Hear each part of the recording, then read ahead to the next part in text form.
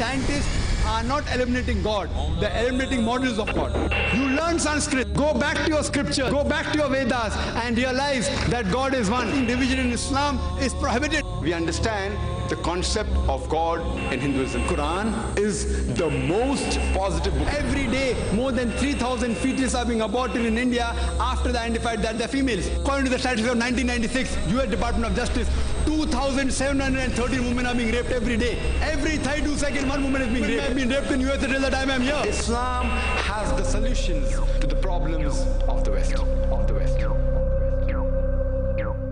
There is none greater than the Creator. Allahu Akbar. Allahu Akbar. There is none greater than the Creator. Allahu Akbar.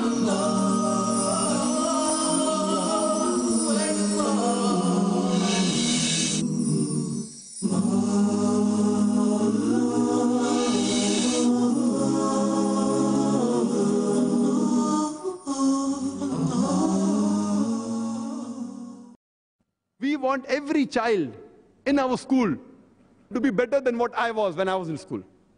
And inshallah, minimum, every child in our school, minimum, is 100 times better than what I was when I was a child. When they want to admit their child, they do field work. Okay, if you want to get admission to Islamic International School, we have to do hijab. So before coming to the interview, they wear hijab. They're trained. Because they want admission in our school. So they do a survey. What is the requirement of the school? We have got, mashallah, millionaire parents who are businessmen, who are business tycoons. When they come for the interview, we ask them, how many times do you offer salah? So they tell us, Jummah ke Jummah. So we tell them, brother, then don't admit your child in the school. Go and put him in a convent school. He says, why? Because we will teach your child. It's mentioned in Sahih Muslim. The difference between Iman and Kufr is salah. Maybe your child after 3-4 years will call you a kafir.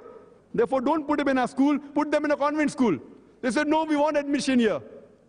We will offer salah. We will offer 5 times salah. Then they give it in writing. So it's compulsory that 100% of the parents, they give in writing that they will offer salah 5 times.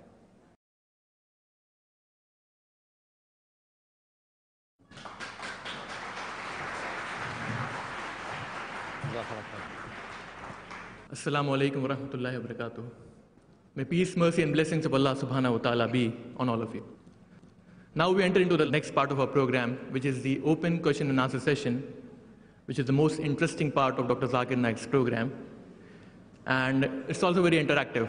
And the audience will get the chance to interact with the speaker and ask questions on whatever Dr. Zakir Naik has spoken in this talk. To analyze today's topic adequately for the audience present here today in the limited time available, we would like the following guidelines to be followed during the question and answer session. Kindly state your name and profession before asking the question. You can ask the question on the topic as well as any question on Islam and comparative religion. For your second question, you have to go back of the row and await your second chance to ask a question. Non-Muslim brothers and sisters present here in the audience will be given first preference. And I will request the volunteers who are on the mics that please check up if there are any non-Muslim brothers or sisters in the queue, then please give them first preference and give them the first chance to ask the question. We have 2 mics here, one for the sisters on my right and one for the brothers on my left. May we have the first question from the brothers on mic number 1. My name is Mohammed Kabir and I'm an A-level student. I know your profession, your specialty is in comparative religion, so my question is going to be on Christianity. A lot of Christians say that Jesus is God. Can you articulate any evidence using the Bible to refute this claim? Thank you very much. Brother asked the question that many Christians claim that Jesus Christ, peace be upon him, is God. So can you refute this from the Bible? Before I give the answer, I would like to make a few points clear. That Islam is the only non-Christian faith which makes it an article of faith to believe in Jesus Christ, peace be upon him. No Muslim is a Muslim if he does not believe in Jesus Christ, peace be upon him. We believe that he was one of the mightiest messengers of Allah subhanahu wa ta'ala. We believe that he was born miraculously without any male intervention, which many modern day Christians today do not believe. We believe that he was the Messiah, translated Christ. We believe that he gave life to the dead with God's permission. We believe that he healed those born blind and lepers with God's permission. The Muslim and the Christians, we are going together. But there is parting of ways. There are many Christians, or most of the Christians, who say that Jesus Christ, peace be upon him, he claimed divinity. But if we read the Bible, there is not a single unequivocal statement in the complete Bible where Jesus Christ, peace be upon him, himself says that I am God, or where he says worship me.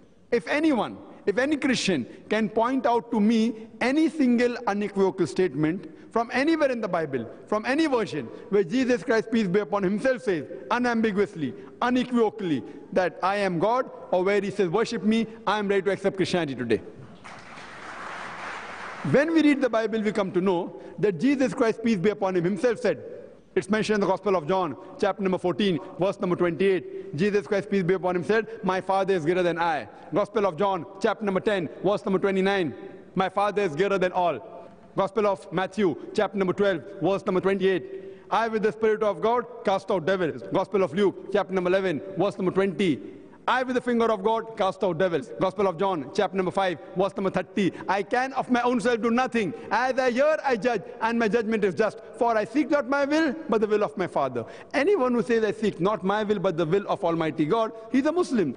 Jesus Christ, peace be upon him, he was a Muslim. He never claimed divinity. It's clearly mentioned in the Gospel of John, chapter number 14, verse number 24. Jesus Christ, peace be upon him, said that the words that you hear are not mine, but my Father's who has sent me. And it's mentioned in the book of Acts, chapter number 2, verse number 22. Ye men of Israel, listen to this. Jesus of Nazareth, a man approved of God amongst you by wonders and miracles and signs which God did by him, and you are witness to it. A man approved of God amongst you by wonders and miracles and signs which God did by him, and you are witness to it. So here, when we read the Bible, you come to know that Jesus Christ, peace be upon him, he never claimed divinity. He never said he was God. Neither he said that he was a begotten Son of God. But he was one of the mightiest messengers of Allah subhanahu wa ta'ala. Hope that answers the question. Thank you very much.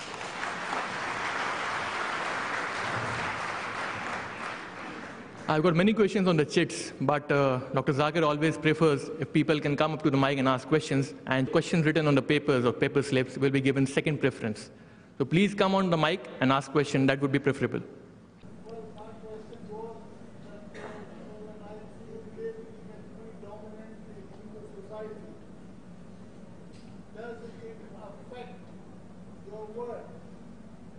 The brother asked the question that I live in a predominantly Hindu society. Does it affect my work? Yes, it does. It helps me to strive harder, mashallah. It does affect. The place where I come from, Bombay, it is supposed to be one of the most difficult places where you can do dawah. The Bombay city, if anyone knows, one of the most difficult places where a person can do dawah.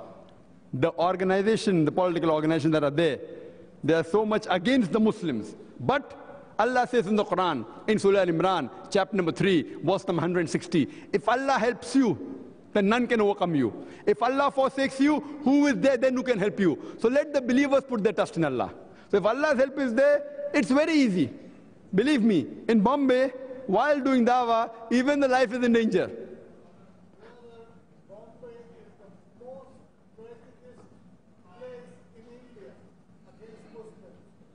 That's what I'm aware of it. That's what I'm telling you. That's what I'm telling you. Bombay is the most difficult place where you can do dawah. It's very difficult. Yet, in spite of living in such a situation, with Allah's help, it is very easy. Imagine I give talks from the past 8 years on the cable TV network. We come on more than 1 million homes every day. Every day. And in that, we do hardcore dawah. Quoting the Vedas, quoting Bhagavad Gita, quoting the Upanishad, Mahabharata, talking about the scriptures, and alhamdulillah, when we give talks, Hindus also come in large numbers. And we train our people, mashallah. And the students that we have and my colleagues, even they, mashallah, can quote Quran, Hadith, Bible, Veda, Ramayana. Even our children in school, mashallah. If you see the young children in school, in the 5th standard, 6th standard, they can rattle off chapter number, verse number, mashallah. They're trained. Are you able to convert anyone to Islam? Brother, normally you should realize we should follow the rules and the regulation of question answer session.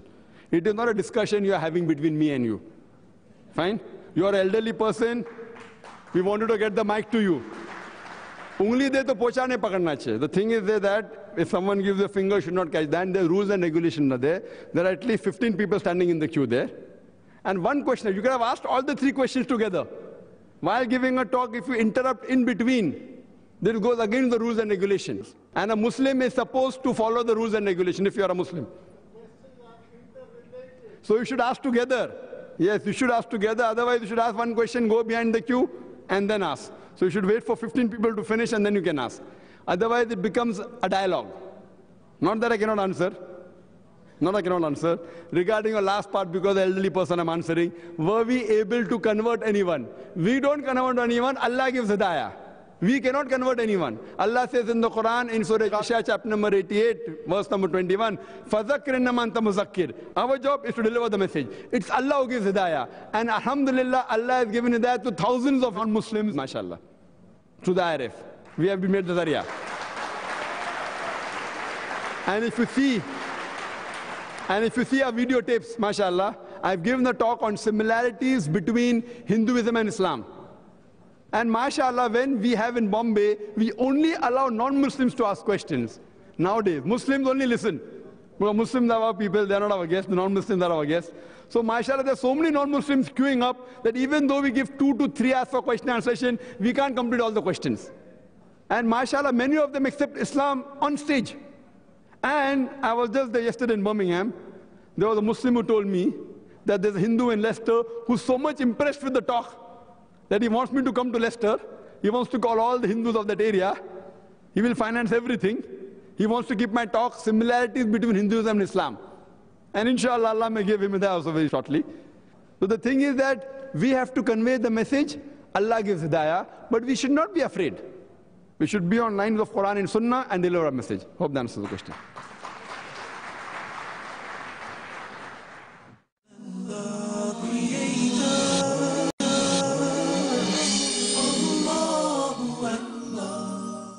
May we have the next question from the little sister standing over there? Assalamu alaikum. My name is Mariam. My question is, if someone does something really bad, then what does Allah recommend in the Quran to give them a punishment? Sister, that's a very good question. That if someone does something bad, what is the punishment recommended by Allah in the Quran? Depending upon the sin done, we have to realize that Allah subhanahu wa ta'ala has got various ways of guiding the person. One of them, as you mentioned, is that if someone does a sin, then there is a punishment for that. On the other hand, that if you don't do that sin, then there's a reward for you. So one of the aspects is, if you don't do this, if you don't drink alcohol, there's a reward for you. If you don't rob, there's a reward for you. And the reward will be here, also in the akhirah. But the point to be noted, depending upon the sin, is the punishment given. But Allah says in the Quran in Surah Nisa, chapter number 4, verse number 48, and Surah Nisa, chapter number 4, verse number 116, that Allah subhanahu wa ta'ala, if He pleases, He may forgive any sin, but the sin of shirk He will never forgive. Shirk, associating partners with God, Allah subhanahu wa ta'ala will never forgive. Any other sin, if He pleases, He may forgive. So we as Muslims, what we should do, that if we see someone doing sin, our beloved Prophet Muhammad sallallahu alaihi wasallam said, that if you see anything wrong, if you can stop it with the hand, stop it with the hand. If you cannot stop it with the hand, then stop it with the tongue. If you can't stop it with the tongue, the least you can do is curse in your heart, and then you will be the lowest level of mu'min, believer. And Allah says that whenever you see something wrong, Allah says in Surah Al-Imran, chapter 3, verse 110, تَأْمِرُونَ بِالْمَعْرُوفِ وَتَنْهَوْنَ عَنِ الْمُنْكَرِ. That enjoin what is good and forbid what is wrong and believe in Allah. So if we as Muslims see someone committing a sin, we have to dawah and islah with that person and tell that person it's a sin, he should not do it, and try and convince him with Quran and Sunnah and with reason and logic. Hope that answers the question.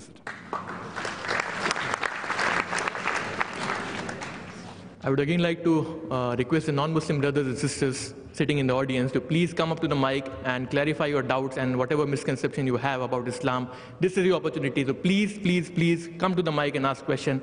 And again, the volunteers standing near the mics, I would again request them to please check up the queue. If there are any non-Muslims standing in the queue, bring them forward so that they get the first chance to ask the question.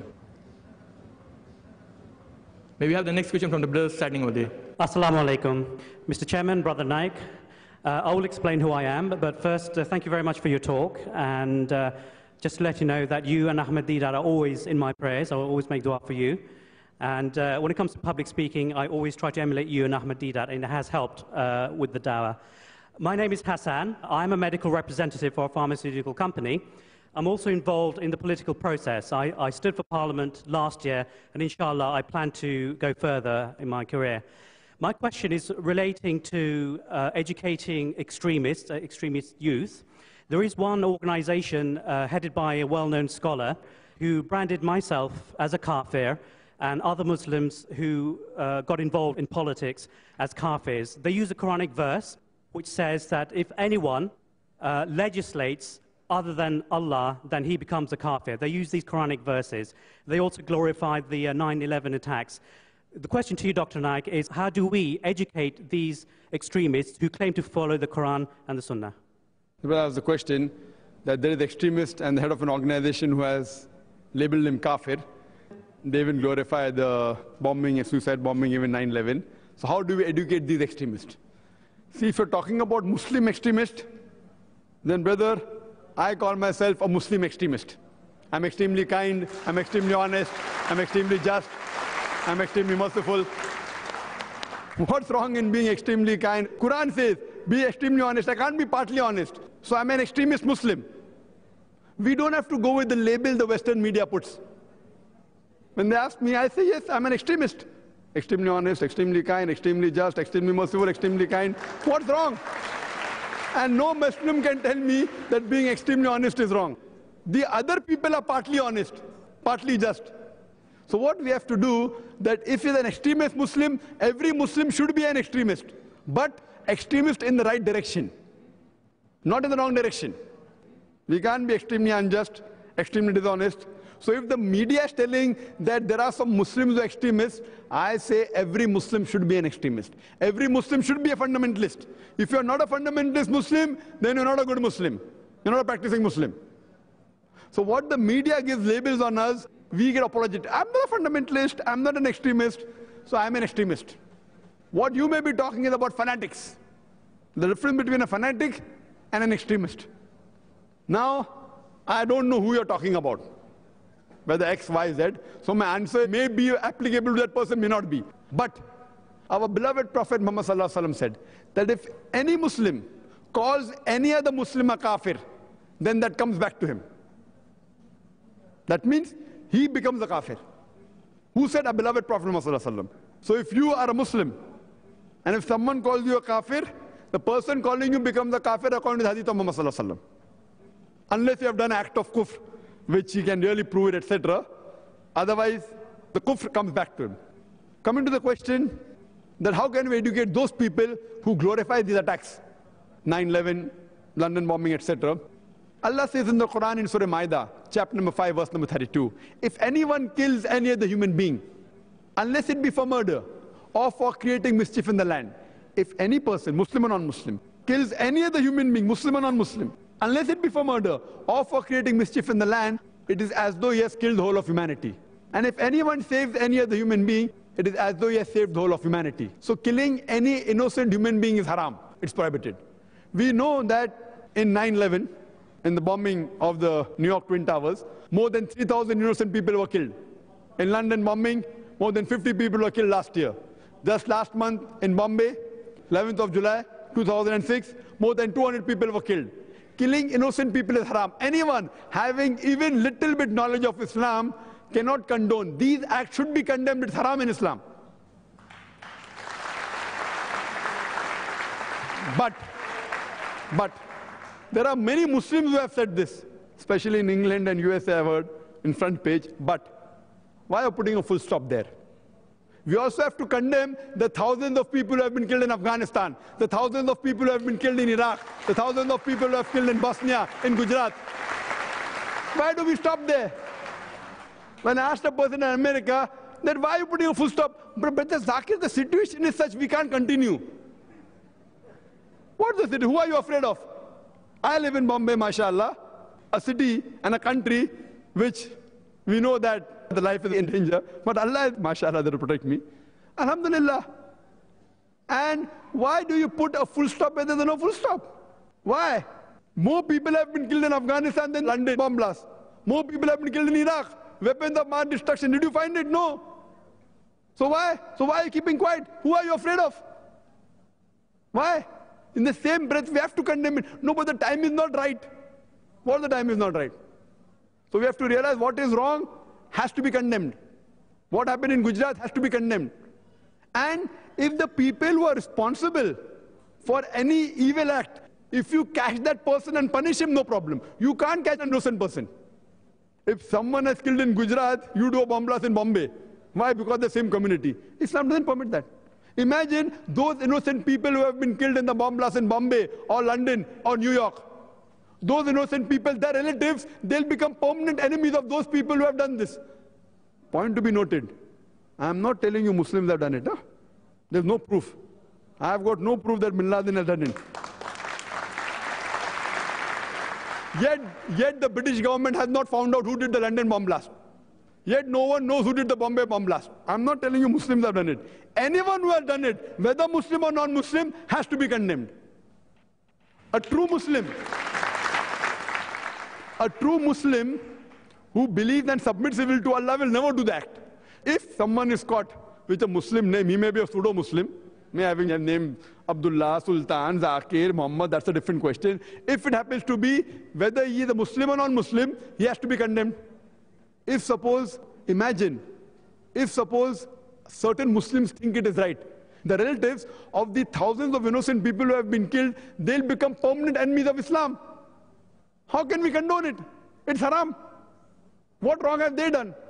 What wrong have the people who were traveling in the trains in Bombay have done? The people who were there in the marketplace or in the tube where the bomb blast took place in London, so what wrong did they do? If you really can catch the culprit and punish him, no problem, do it. If you can't do it, then don't kill innocent people. Islam does not agree with that. Similarly, when I was asked the question, when I had gone to Australia, that's after 9/11, I think it was 2002, at the Consul General of America, based in Perth, the talk was jihad and terrorism. He asked me, do you consider Osama bin Laden a terrorist? I said, see, I don't know Osama bin Laden. I haven't met him. He's not my friend also, he's not my enemy also. If I have to go what the media says, BBC and CNN, the Quran says in Surah Hujurat, chapter 49, verse number 6, whenever you get a message, check it up before you transfer to the next person. I can't believe what BBC and CNN is saying. So I don't know whether Bin Laden is good or bad. I don't know whether Al-Qaeda exists or not. And I gave a talk, is terrorism a Muslim monopoly, in Birmingham, NEC? And there I've told that if you go to the US site, US Department of Justice on info, please, if you go on that site, there are many terrorist organizations, more than 50% are Muslims, out of which ULFA, India, had done 749 attacks in last 16 years. More than any other terrorist organization, that organization is not mentioned there. Why? Al-Qaeda has mentioned 28 attacks, all suspects, none proved. ULFA, 749 attacks, all proven. That is not there on their site. I know for sure, if I have to call who is the terrorist number one, I told that 4 years back, that number one terrorist is George Bush.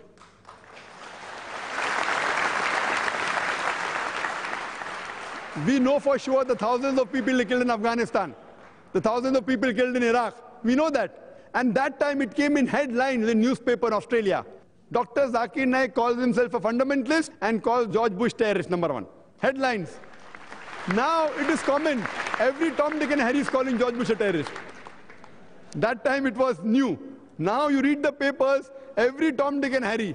And there was a survey done just a few months ago that they give 3 options. Number 1, Osama bin Laden. Number 2, Saddam Hussein. Number 3, George Bush. Who is terrorist number 1? And do you know, The person who took everyone lock, stock and barrel, maximum voting went to George Bush. Non-Muslims. The survey was in different parts of the world, and the least rating he got was 73%. Highest he got was 78%. He won the elections of terrorists. So now it is nothing great. Now every Tom, Dick and Harry is calling, because they have known, even the non-Muslims, even the Americans, they realize everything is a gimmick.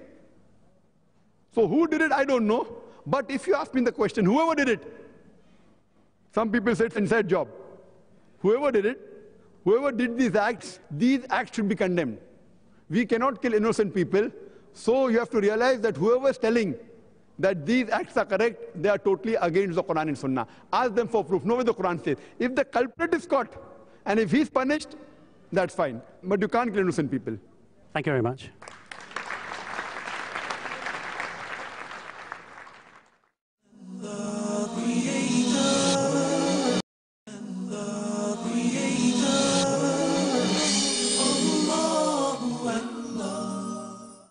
I'm still receiving many questions on slips from the sisters' side.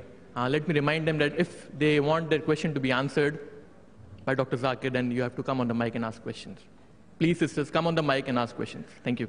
Maybe the next question from the sister. Dear brother Zakir, Assalamu alaikum. I'm greatly honored today that I've got an opportunity directly asking you a question. Although till now I'm only watching your DVDs, and I'm a great fan of your topics. My question is directly related to the topic, that is educating our children. My question is that in a proper Muslim education system, should any importance be given in teaching our children about the national identity, or emphasis should be only in religious identity?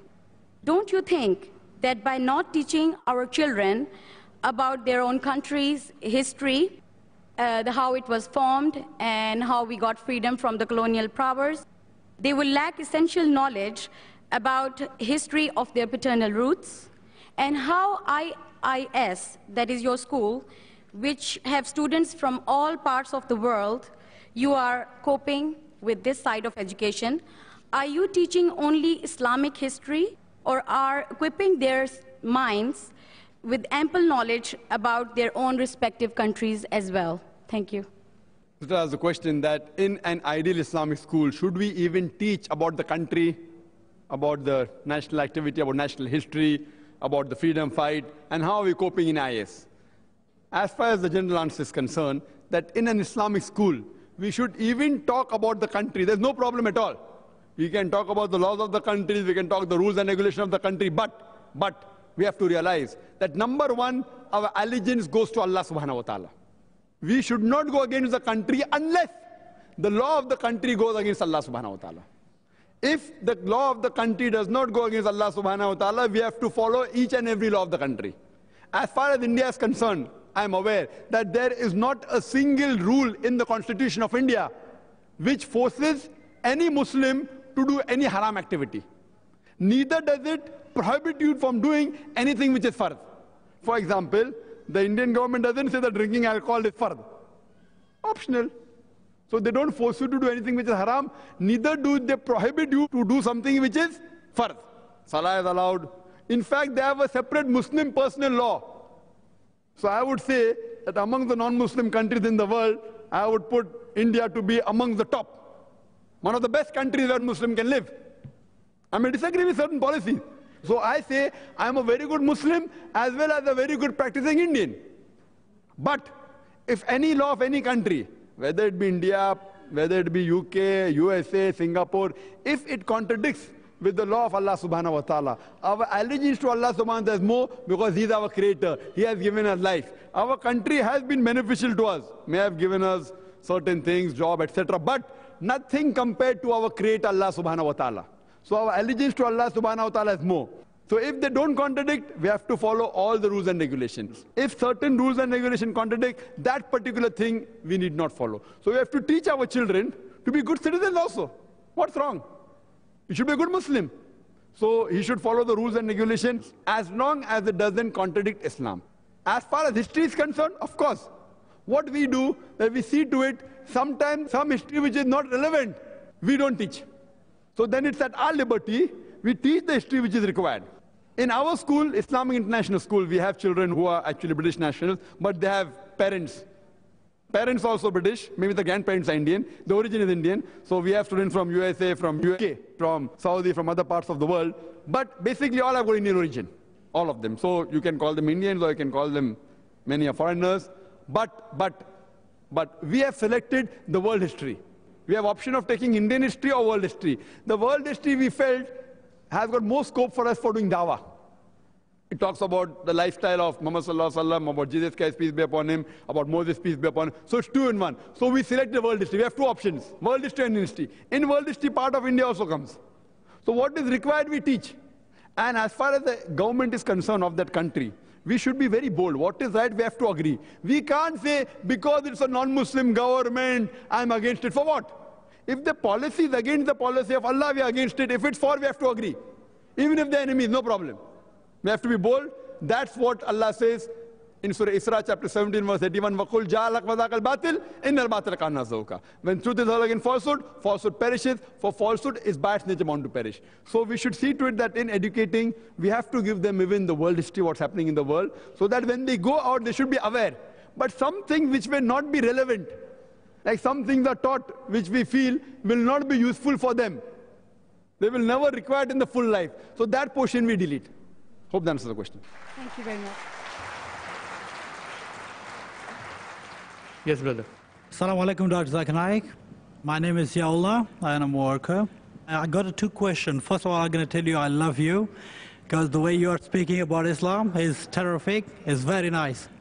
And my first question is, the place where I'm working is like half and half. Is it like halal food is selling there and haram as well, like khinzir, pig, these things? If I'm working there, about relating about the money which I'm receiving, what do you think about that? Is that halal for me? Is there any sin on me? The second question is, because when I start to see your lecturing, I wish in my heart that when I see you face to face, I would like to give you a heart. Can I come to the stage and give you a heart?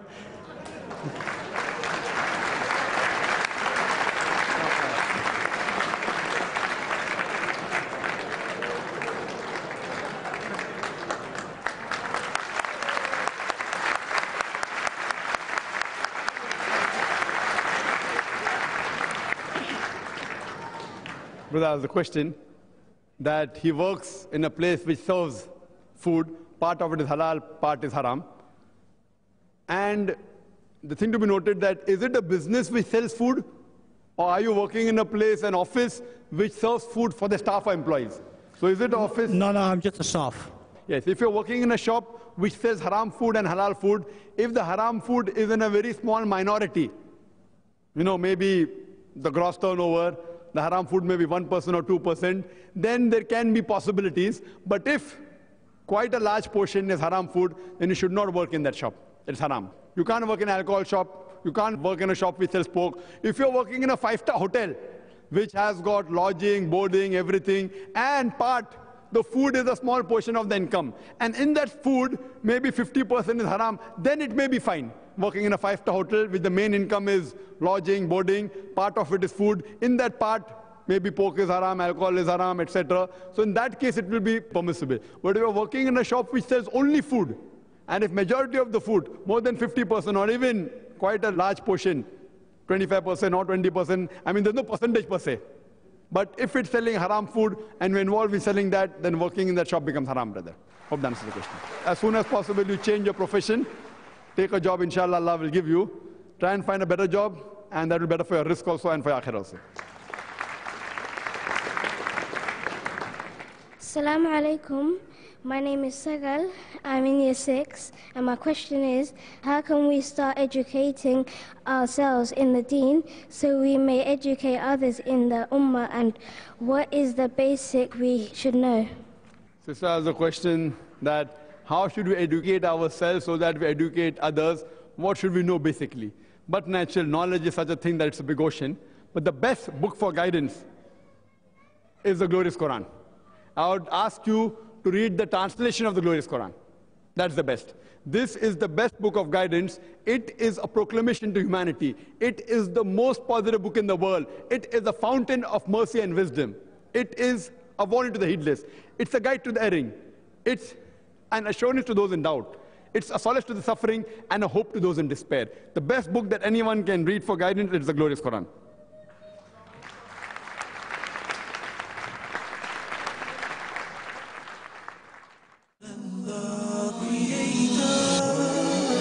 Models of God.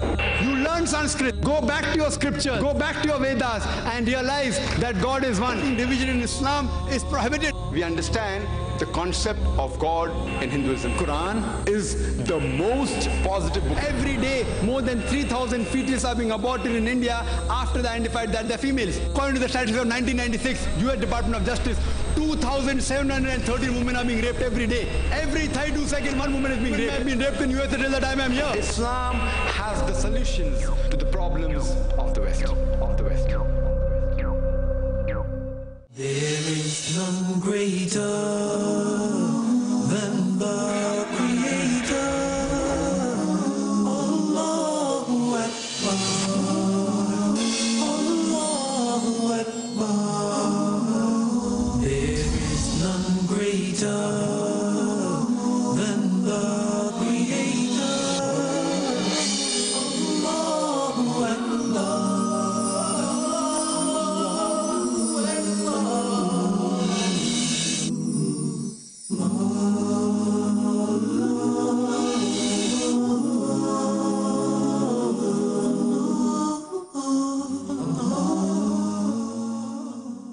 A lot of Christians say that Jesus is God.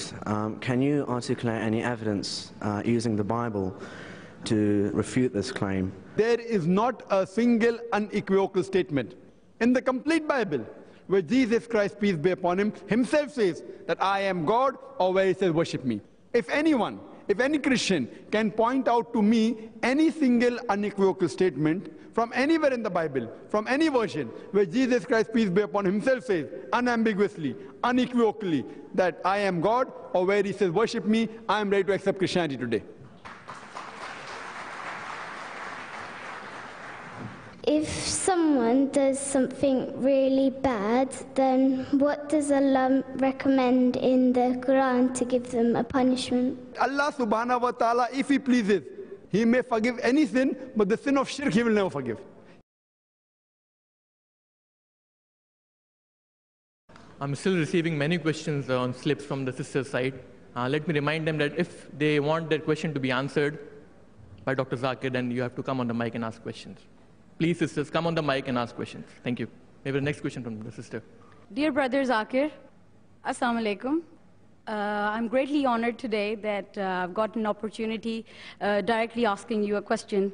Although till now I'm only watching your DVDs, and I'm a great fan of your topics. My question is directly related to the topic, that is educating our children. My question is that in a proper Muslim education system, should any importance be given in teaching our children about the national identity, or emphasis should be only in religious identity? Don't you think that by not teaching our children about their own country's history, how it was formed and how we got freedom from the colonial powers, they will lack essential knowledge about history of their paternal roots, and how IIS, that is your school, which have students from all parts of the world, you are coping with this side of education? Are you teaching only Islamic history, or are equipping their minds with ample knowledge about their own respective countries as well? Thank you. Sister asked the question that in an ideal Islamic school, should we even teach about the country, about the national activity, about national history, about the freedom fight, and how are we coping in IS? As far as the general answer is concerned, that in an Islamic school, we should even talk about the country. There's no problem at all. We can talk about the laws of the country, we can talk the rules and regulations of the country, but we have to realize that number one, our allegiance goes to Allah subhanahu wa ta'ala. We should not go against the country unless the law of the country goes against Allah subhanahu wa ta'ala. If the law of the country does not go against Allah subhanahu wa ta'ala, we have to follow each and every law of the country. As far as India is concerned, I am aware that there is not a single rule in the Constitution of India which forces any Muslim to do any haram activity. Neither does it prohibit you from doing anything which is fard. For example, the Indian government doesn't say that drinking alcohol is fard. Optional. So they don't force you to do anything which is haram, neither do they prohibit you to do something which is fard. Salah is allowed. In fact, they have a separate Muslim personal law. So I would say that among the non-Muslim countries in the world, I would put India to be among the top. One of the best countries where Muslim can live. I may disagree with certain policies. So I say I am a very good Muslim as well as a very good practicing Indian. But if any law of any country, whether it be India, whether it be UK, USA, Singapore, if it contradicts with the law of Allah subhanahu wa ta'ala, our allegiance to Allah subhanahu wa ta'ala is more because He is our creator. He has given us life. Our country has been beneficial to us, may have given us certain things, job, etc. But nothing compared to our creator Allah subhanahu wa ta'ala. So our allegiance to Allah subhanahu wa ta'ala is more. So if they don't contradict, we have to follow all the rules and regulations. If certain rules and regulations contradict, that particular thing we need not follow. So we have to teach our children to be good citizens also. What's wrong? You should be a good Muslim. So he should follow the rules and regulations as long as it doesn't contradict Islam. As far as history is concerned, of course, what we do, that we see to it, sometimes some history which is not relevant, we don't teach. So then it's at our liberty, we teach the history which is required. In our school, Islamic International School, we have children who are actually British nationals, but they have parents. Parents also British, maybe the grandparents are Indian, the origin is Indian. So we have students from USA, from UK, from Saudi, from other parts of the world. But basically all have got Indian origin, all of them. So you can call them Indians or you can call them many are foreigners. But we have selected the world history. We have option of taking Indian history or world history. The world history we felt has got more scope for us for doing dawah. It talks about the lifestyle of Muhammad sallallahu alaihi wasallam, about Jesus Christ, peace be upon him, about Moses, peace be upon him. So it's 2 in 1. So we select the world history. We have 2 options, world history and Indian history. In world history, part of India also comes. So what is required, we teach. And as far as the government is concerned of that country, we should be very bold. What is right, we have to agree. We can't say, because it's a non-Muslim government, I'm against it. For what? If the policy is against the policy of Allah, we are against it. If it's for, we have to agree. Even if the enemy is, no problem. We have to be bold. That's what Allah says in Surah Isra, chapter 17, verse 81. وَقُلْ جَعَلَكْ وَذَاكَ الْبَاطِلِ إِنَّ الْبَاطِلَ كَانَ زَهُوقًا. When truth is held against falsehood, falsehood perishes. For falsehood is by its nature bound to perish. So we should see to it that in educating, we have to give them even the world history, what's happening in the world, so that when they go out, they should be aware.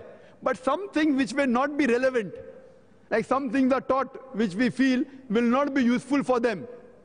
They will never require it in the full life. So that portion we delete. Hope that answers the question. Thank you very much. Yes, brother. Assalamu alaikum, Dr. Zakir Naik. My name is Yaullah, and I'm a worker. I got 2 questions. First of all, I'm going to tell you I love you, because the way you are speaking about Islam is terrific, it's very nice. And my first question is, the place where I'm working is like half and half. Is it like halal food is selling there and haram as well, like khinzir, pig, these things? If I'm working there, about relating over the money which I'm receiving, what do you think about that? Is that halal for me? Is there any sin on me? The second question is, because when I start to see your lecturing, I wish in my heart that when I see you face to face, I would like to give you a heart. Can I come to the stage and give you a heart?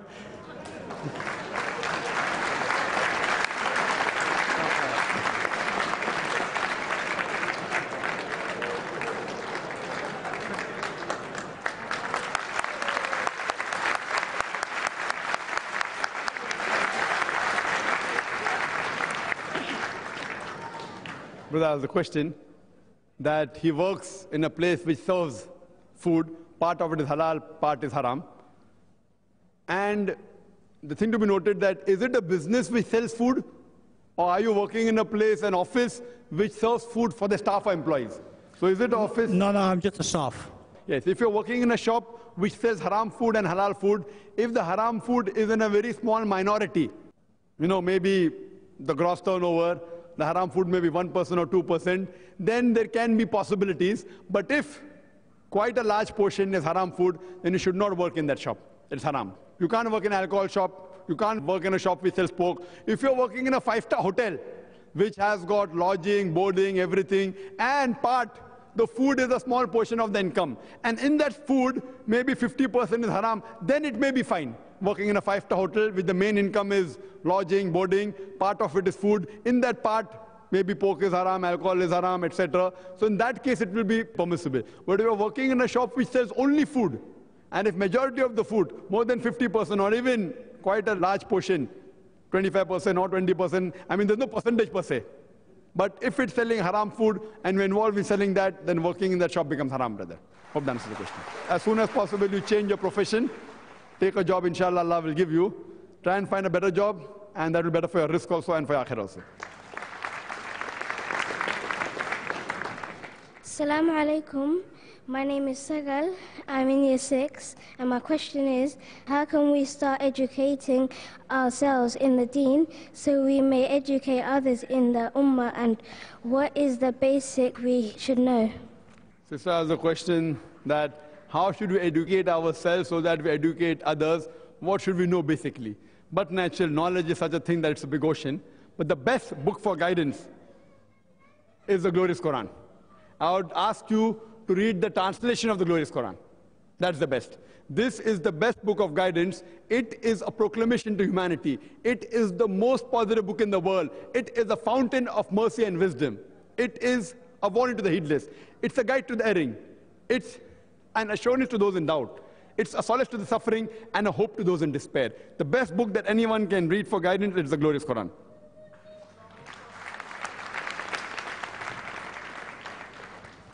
I have a question from a non-Muslim sister on the slip. It says, I'm a non-Muslim girl and I'm considering to revert to Islam. But would this mean my God in my religion will punish me? MashaAllah, there's a non-Muslim sister who is thinking of accepting Islam. May Allah give her hidayat, and we welcome you to the fold of Islam, alhamdulillah.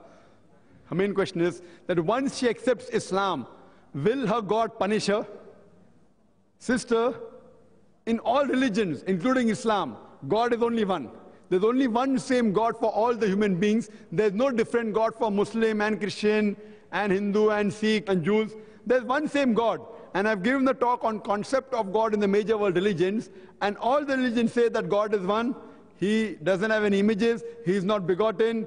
He's all-powerful. So the God is the same. So if you accept Islam, and all the religions say, if you read most of the major religions, their scriptures say that there is a messenger to come, whose name shall be Muhammad. Whether you read the Jewish scripture, the Christian scripture, the Hindu scriptures, I don't know whether you're a Christian or a Jew or a Hindu, but whichever religion you belong to, inshallah, most probably, even in your religious book, it will be mentioned God is one. It will be mentioned that there is a messenger to come, whose name is Muhammad, and he will guide you to the truth, peace be upon him. So, even that God, it's the same God, no different God. If you accept Islam, Islam means submitting your will to God. So inshallah, that God will be very happy and he will reward you, and inshallah in your next life he will give you Jannah.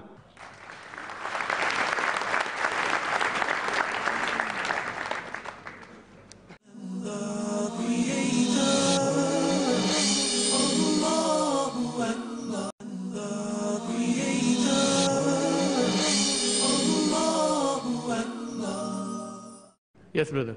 Assalamu alaikum, Kamran Qureshi, Company Director.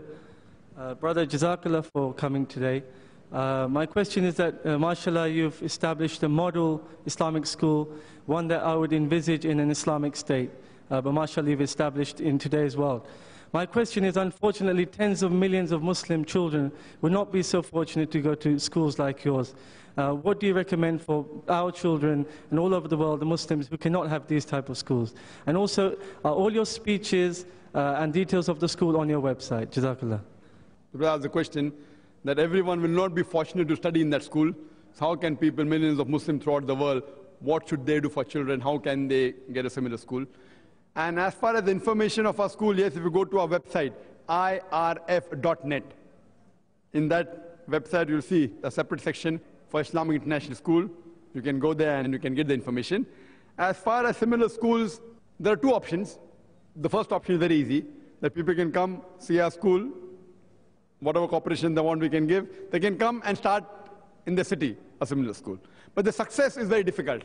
For everyone who says he wants to start a school, they may not have the same management skill. They may not have that same passion. All these differ, and the main is Allah's help.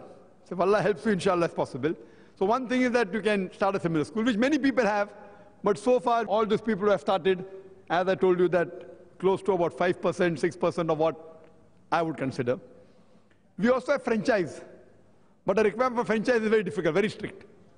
We require land, we require everything. It should be funded by the local people. The thing should be funded by the local people. Our criteria is very strict. If we want any part anywhere else in India, we want minimum 4 acres land. If it's on the sub of the city, 2 acres. If it's in the heart of the city, we require half the construction cost. Everything else will do. Various rules and regulations. In spite of that, we have got hundreds of offers. We first thought we will open one school every year, but then we decided that it's difficult. But once we started the school, we realized to manage was so difficult. We had to fly in and out from Bombay to Chennai. We send our teachers for training. We send our counselors, everything. So we realized that it's possible, but it's difficult. So therefore we said that every 2-3 years we start. We have plans next time to start in Dubai, inshallah. There have been offers in Dubai where people said that we will give you land. There are people living in UK who have told us. There was a person in Manchester told me I can give you 5 acres land. We haven't taken the offer yet. We scrutinize the person offering and everything. And if we feel it's feasible, it's not a commercial venture. Point number 1, the person donating that land, we say you give it and forget it. Don't think of getting a return. In the Western countries, everyone is thinking, if I invest 1,000 pounds, how much will I get? See, wherever I go, it's only in the Western countries, in USA, Canada, and UK, where there's tickets. There is nothing the concept of ticket for talk. How can I have a ticket for Islamic talk? So there's no concept of getting tickets. People call me, they say, Dr. Zakir Naik, how much will you charge to come? I mean, they cannot afford me, believe me. If I have to tell my fees, they can't afford me.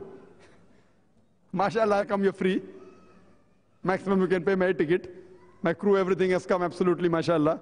It's all paid by us. Fine. Simple accommodation if you can. If not, we manage it, no problem. My time is more important. So this concept is different. There in the eastern part of the world, MashaAllah, is different. So what we do, it is not a commercial venture. So anyone interested, if he gives, he has to forget it. He gives something for the land, he puts school, we control it. If we have a franchise, we have full control. We also tell, in India, the person who donated, he donated a land, someone donated a land which cost about 16 crore rupees. It would be how much? Maybe some £1 million worth of land. But we told him, no guarantee that your child will be admitted. You can give the land, you can start the school, but no guarantee if your child passes, he'll get admission. There have been cases that people have given us maybe $1 million donation. One child was refused. I'm very strict. So our conditions are very absolutely transparent. So if such conditions there, we scrutinize the person who's doing. When we have a franchise, we see to it that once the name is attached. If IRF name is attached, finish. We see to it that we keep up to our name. As a policy, when we go anywhere else, we tell them don't put our name. We will come, but don't put my name. Don't put my name as organizer. The moment you put the name as organizer, that means there's surely going to be problems for us. So when we go and support any other organization for any function, we support a lot, mashallah. But the only criteria of ours is, we'll help you, but don't put our name. Because we know we don't have 100% control. Even 50% control, we don't agree. 90% also, we don't agree. Unless we have 100% control, we don't agree putting our name as organizers or sub-organizers. The name comes, that means, so if someone, there are offers, mashallah, from different parts of the world for us to start such schools. And one thing, when the name is attached, inshallah, we are going to start in Dubai, we will keep the fees more than the British schools and the American schools, inshallah. We'll compete with them. We'll keep higher fees than them. There are people who can afford, when Allah has given them. Those who can't afford, we'll give 25% people, we'll give scholarship. So in Dubai, inshallah, is our next target, where the fees, there's quite high, of the British schools and American schools.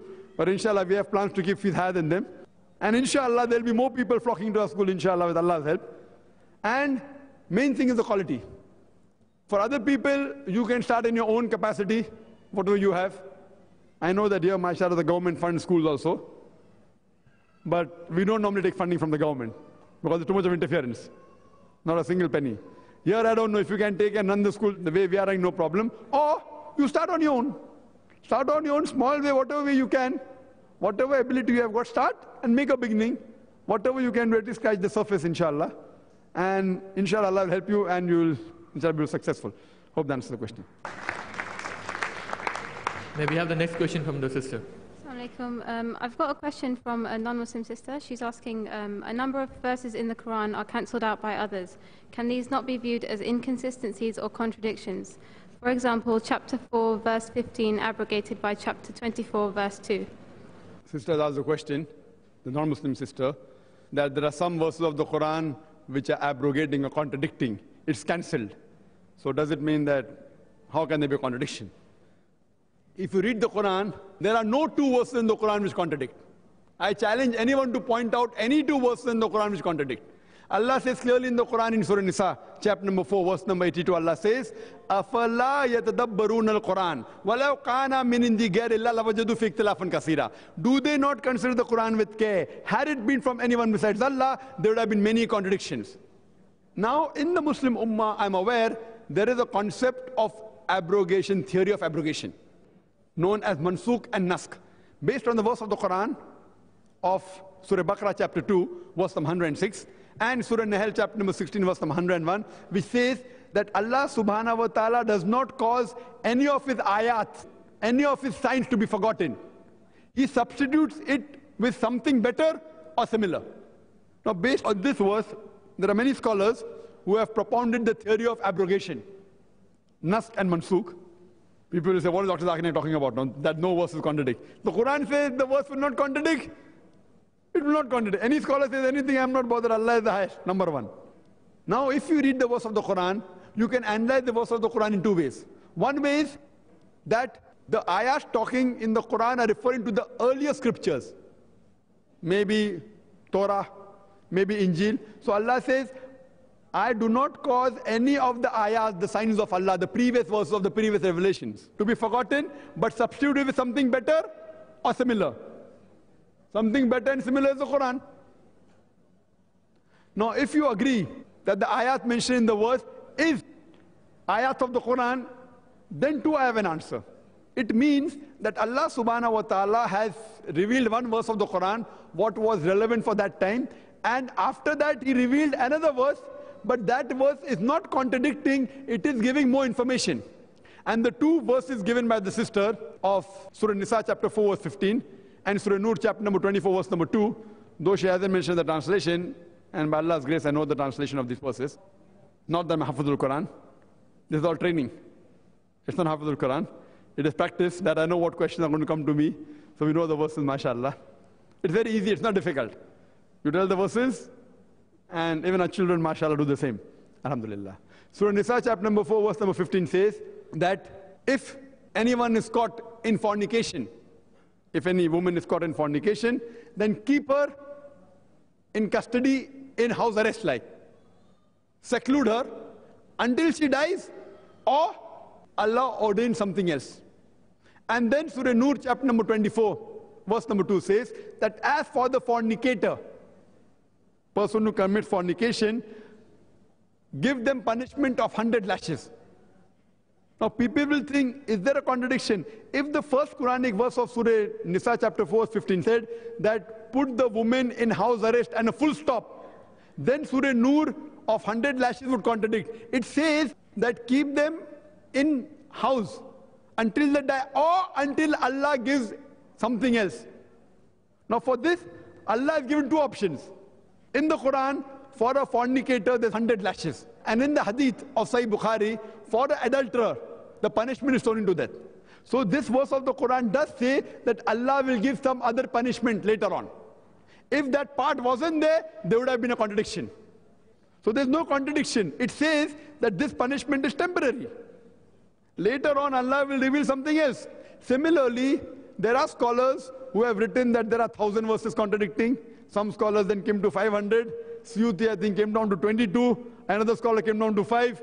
I have verified those 22 and 5 also. I have answered those also, alhamdulillah. And one of them is this. What we realize in Mansukh and Naskh, what happens, that Allah, in some prohibitions, He has brought in stages. And the best example I give is of alcohol. The first verse to be revealed regarding alcohol is Surah Baqarah chapter 2 verse 219, where Allah says, in intoxicants, there is loss as well as profit. The loss is more than profit. This verse of the Quran does not prohibit alcohol. It only says, in intoxicants, there is loss and profit. The loss is more than profit. The next verse to be revealed of prohibition was Surah Nisa chapter 4 verse 43, which says that do not pray with your mind befogged.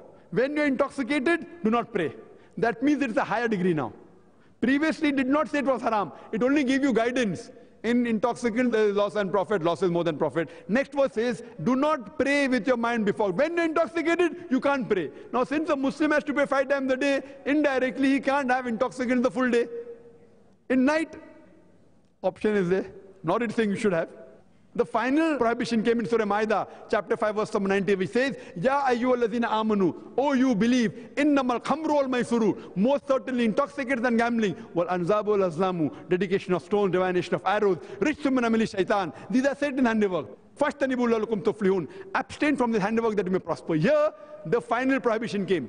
Now, when this verse was revealed, barrels of alcohol, intoxicants thrown on the streets of Medina, never to be filled again. Then the final haram came. Now, if you analyze, many people say that the last verse of Surah Ma'idah, chapter 5, verse 90, has overruled Surah Baqarah, chapter 2, verse 219. It's contradicting. It's not contradicting. It is giving more information. The first verse only told you there is loss and profit. Loss is more. Even today, the verse is applicable. That verse is even correct today. Even in intoxicants today, there is loss and profit. We as medical doctors know there is profit. But the loss is more than profit. The next verse says, don't pray when you're intoxicated. Even today that is applicable. Today you cannot pray when you're intoxicated. But the last final prohibition doesn't contradict, it encompasses. For example, I say that I live in UK. Fine. Then next day I say, I live in London. Third day I say, I live in Harrow. Now, the moment I say Harrow, London and UK is understood. But my first answer, I live in UK, was a general answer. Then more specific, I live in London. When I say I live in Harrow, it is more specific. It's not contradicting my first answer. So the last prohibition that the alcohol is prohibited is not contradicting that in intoxicants there is loss and profit. It is yet there. It's not contradicting Surah Nisa chapter 4 verse 43 that you cannot pray when your mind is befogged, when you're intoxicated. So this means there is more information. The last verse of the Quran, if you follow that, the earlier two is automatically followed. It's understood. So therefore, according to me, and according to Allah subhanahu wa ta'ala, there is not a single contradiction in the Quran. If there were any contradiction, this book cannot be the word of Allah subhanahu wa ta'ala. So I disagree with anyone, let him be the greatest scholar in the world. And I've challenged anyone, whether Muslim or non-Muslim, to point out a single contradiction in the Quran. They will never do it and never will be able to do it.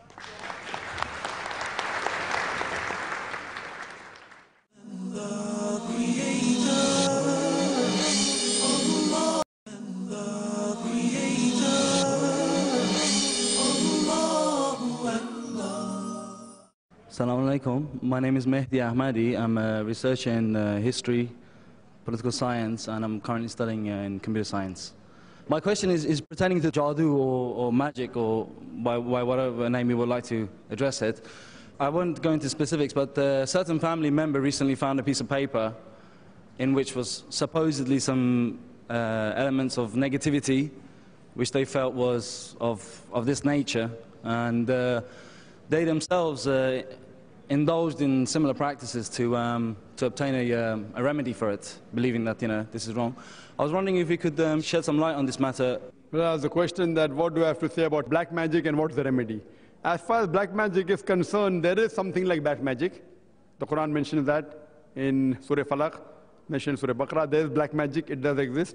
But we should not involve in black magic. We should not do it. We should have faith in Allah subhanahu wa ta'ala. And as far as the remedy is concerned, the last two surahs, the Muwazzatain, Surah Falaq and Surah Nas, were revealed for this. These two surahs are the remedy for black magic. Now, see, one thing is that normally, whenever people think that something is possessed, first thing is Allah says, ask the person who has knowledge. Surah Nahl chapter 16 verse 43, Surah Anbiya chapter 21 verse number 7. Go to a doctor. If the doctor doesn't tell you the treatment or cannot treat the disease, go to a psychiatrist. Most of the people who claim to have black magic, they can be cured by doctors and psychiatrists. There can be possibilities that actually a jinn may have come and black magic may have taken place. So at that case, you can follow the guidance of Quran and Sunnah. You can go to a person who's an expert in this field, but I'm sorry to say most of the people who are experts in this field who claim, more than 99% are fake. More than 99% according to me. It is my analysis. More than 99% who claim that they can cure black magic, they are frauds. The moment you realize he's asking from you money, that means he's trying to make a fast buck. Do this, do that, give me so much money, 1,000 pounds, 2,000 pounds. He's trying to make a fast buck out of it. So there are people who are experts in this field. I know a couple of them in Saudi Arabia, mashallah, they're very knowledgeable. I don't know if anyone else otherwise. So if he's knowledgeable, we should realize that if he gives the treatment from Quran and Sunnah, it is right. So you have to go to a specialist who specializes in this field. Hope that answers the question. May we have the next question from the brothers over here? Assalamu alaikum, Dr. Zakir. My name is Shahid. I'm a salesman. Like most people, I love you as well. I'd just like to ask you the question. Could you define what Iman and Aqidah is? Because ultimately we'd like to die with this in this state. And also, how this can be attained. Is it only through dawah? And if so, through which method of dawah? Because there's so many different efforts. The question, what is the meaning of Iman? What is the meaning of Aqidah? And if dawah, then which method of dawah? Iman means belief. You can give a lecture on Iman for 5 hours or 10 hours. So what, I don't know, you want to give me a lecture on that? I don't know. What do you mean Aqidah means? Do you have Aqidah and Allah subhanahu wa ta'ala, everything? So you can give a lecture on Iman, you can give a lecture on Aqidah. No, reason is because some people seem to say that the Prophet ﷺ was more than what he was. So ask the question, now you ask me what is Aqidah? Aqidah I can give for 10 hours without talking about Muhammad sallallahu alaihi wasallam also. Some people think that Muhammad sallallahu alaihi wasallam is more than a man, or is more than a man. Yes, he's more than a man. He's the best human being that we have in the world. He's more than a common man. But I know what the question is. But he is not Allah subhanahu wa ta'ala. He is a human being. He is far superior than any of us human beings. But he is Bashar. He is Bashar, the Quran says. He is like a human being. He requires to eat. He requires to sleep. And he is dead. He was dead in Medina.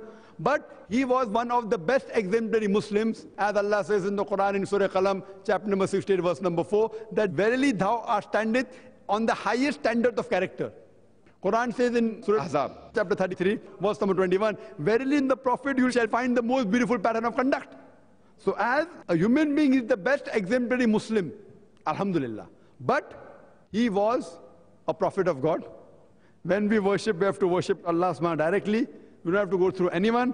We have to ask him directly and no one else.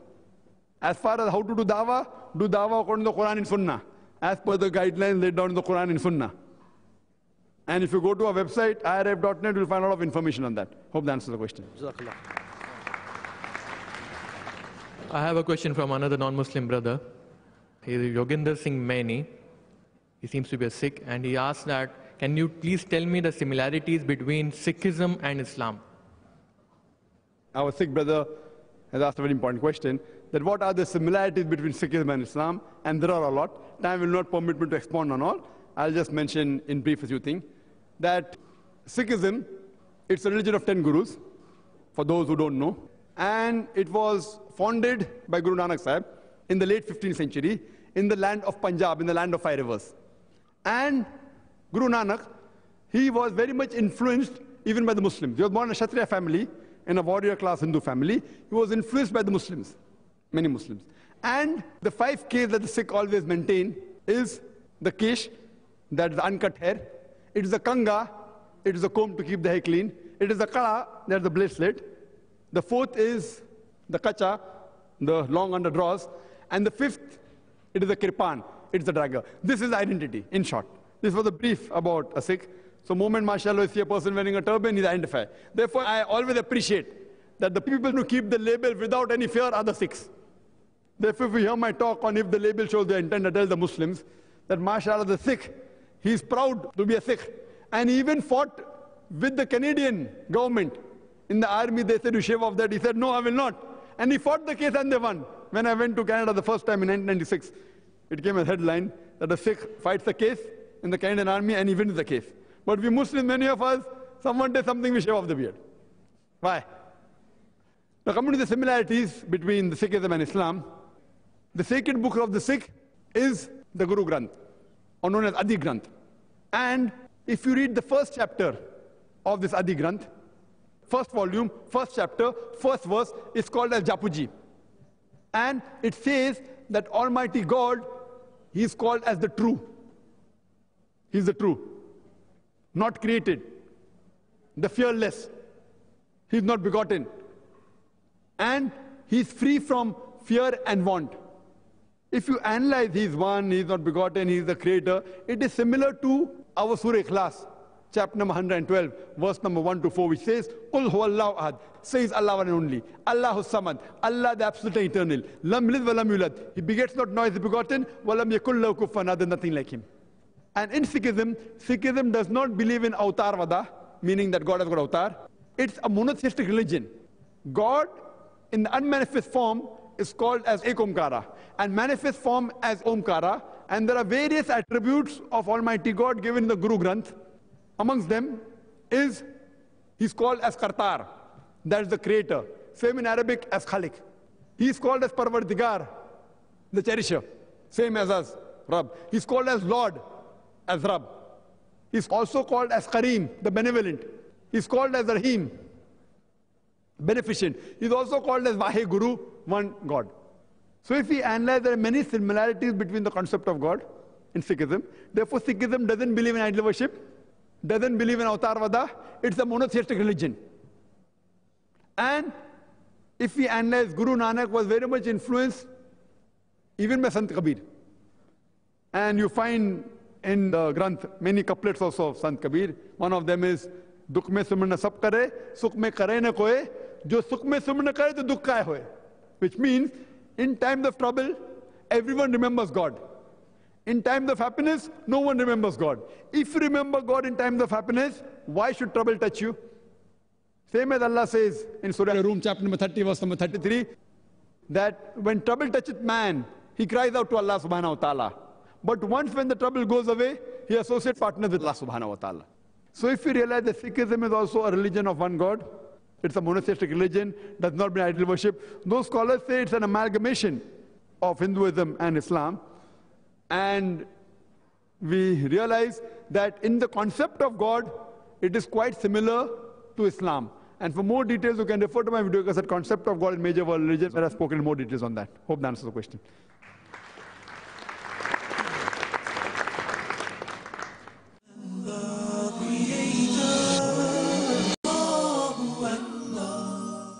Inshallah, we'll just have the last two questions due to lack of time, and we cannot continue. Maybe we have the next question from the brother over here. Assalamu alaikum. My name is Fahad. I work as a computer programmer. My question is related to Islamic banking. What is meant when a certain Islamic bank says that they're going to offer a loan at an X% APR? Is that not interest? That's a question that he wants to know about Islamic banking. Islamic banks offer loan and they add a X%. They call it service charge, whatever. Is it not interest? See, basically, interest is haram in Islam. There are no less than 8 different places where Allah says interest is haram. Allah clearly says in Surah Baqarah, chapter number 2, verse number 278 to 79, that if you give up not your demands for interest, take notice of a war from Allah and His Rasul. So interest is haram. Now, as far as Islamic banking is concerned, as you mentioned, many Islamic banks which give loan. Point to be noted that most of the Islamic banks that are there, I don't know of any Islamic bank which is 100% Islamic. I don't know. Maybe, I don't know. In fact, one of my interests is Islamic banking. But there are many which are, mashallah, quite a lot Islamic. There are many which are frauds also. Fine. Only namesake Islamic. What we have to note, that we as laymen, if we can check up.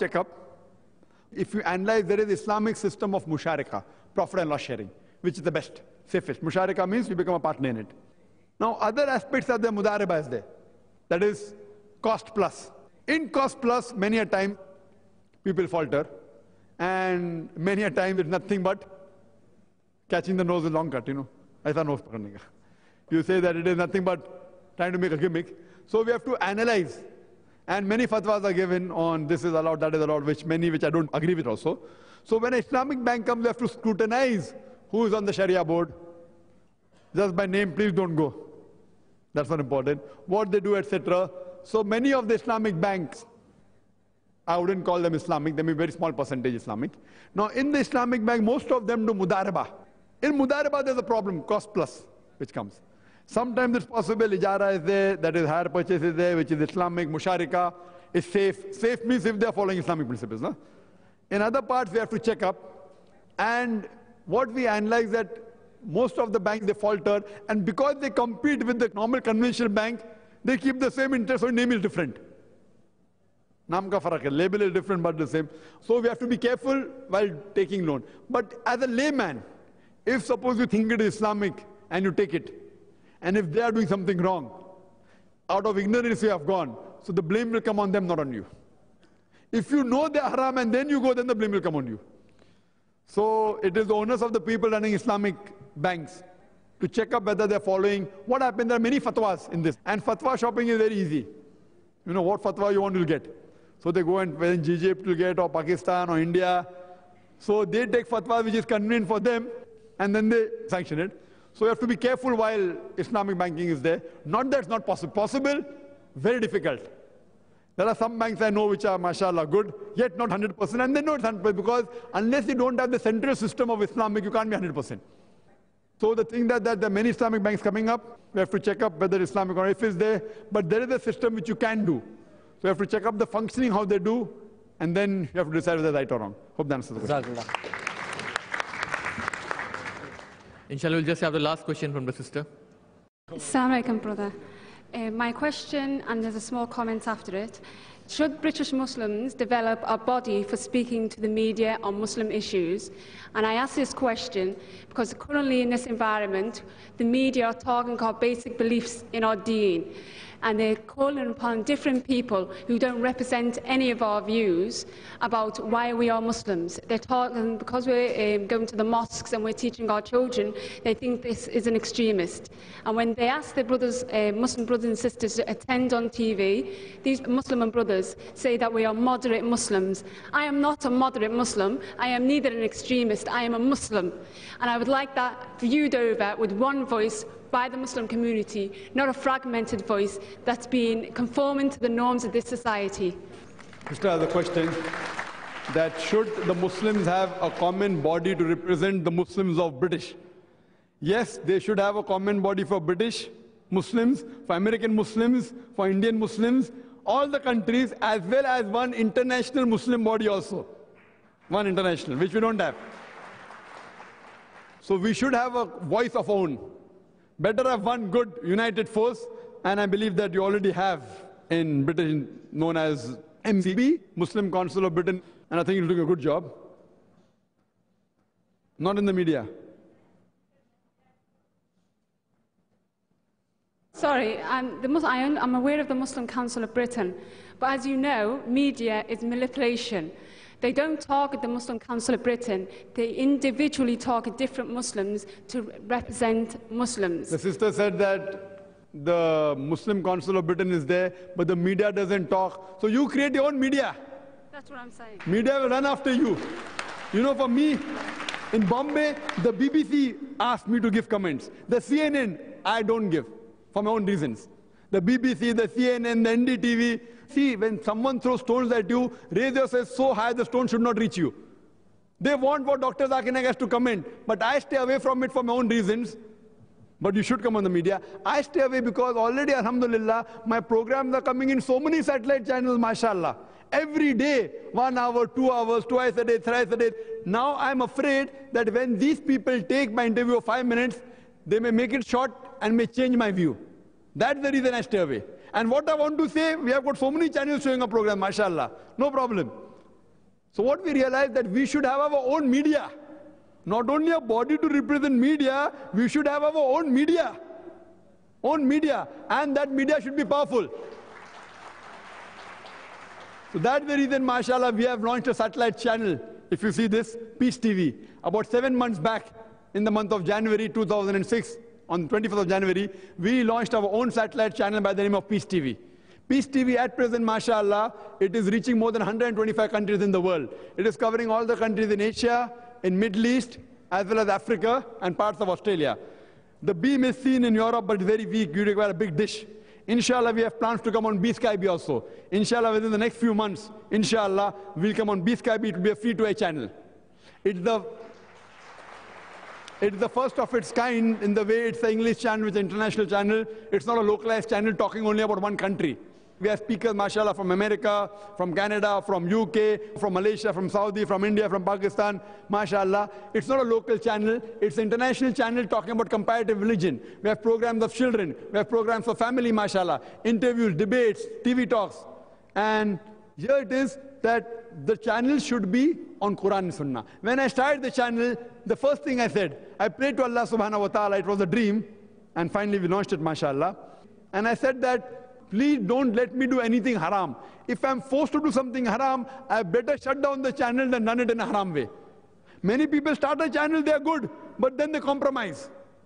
Compromise. First there's no lady, then lady comes with niqab, then without niqab, then without hijab, then low neck and everything. So we want channels which are, why should we?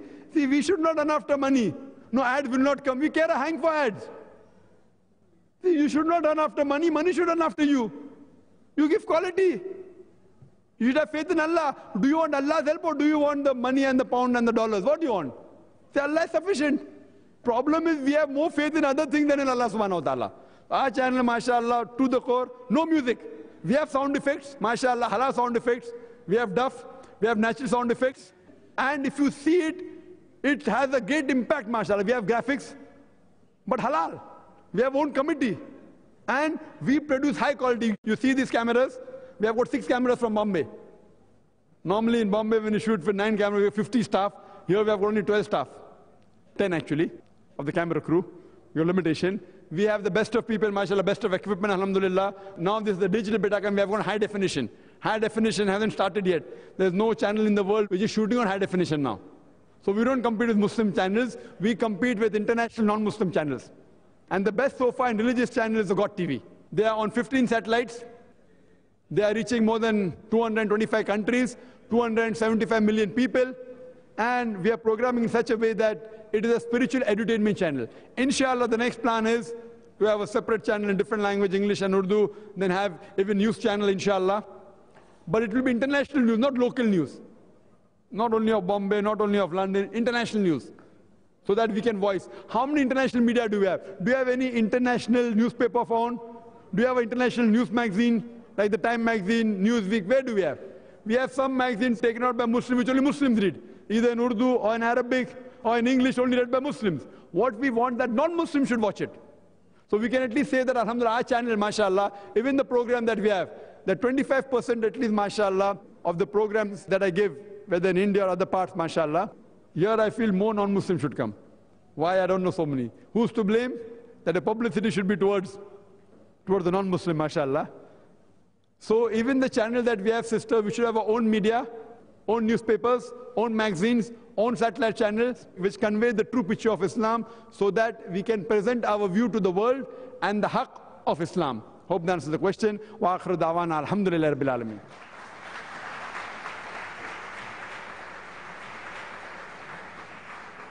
I invite Brother Yusuf Chambers to give the vote of thanks.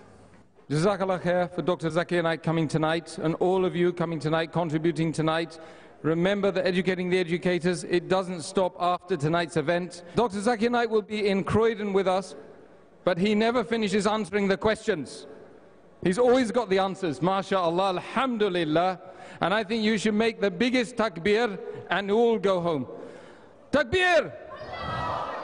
Takbir! And the third one? Takbir!